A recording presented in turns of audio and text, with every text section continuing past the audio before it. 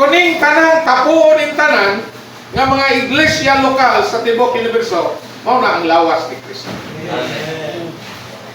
Pero tungod wala tayo nga nalayo lang ta tungod sa dapit nga atong gipuy-an. Salamat sa Ginoo. Naon ta makakita ta nga dili duha, dili daghan ang lawas ni Kristo. Sumala sa itong gibasa, usar gyud. Dayon, dunay daghang mga bahin o kining mga daghang mga bahin dili samag kagamitan diha sa lawas. Praise the Lord. Daygon kayo ang Ginoo. So dinhi mga igsoon gingon, usara gyud ang lawas.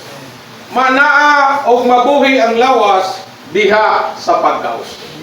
Ini nga tong lawas, kung magbulag ning mga buktor na to, patiis na to, mura tag gichap-chap, dili na lawas.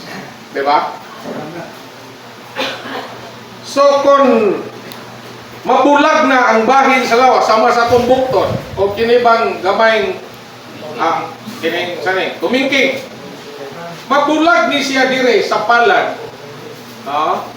unsa may mahitabo niya? Mamatay siya.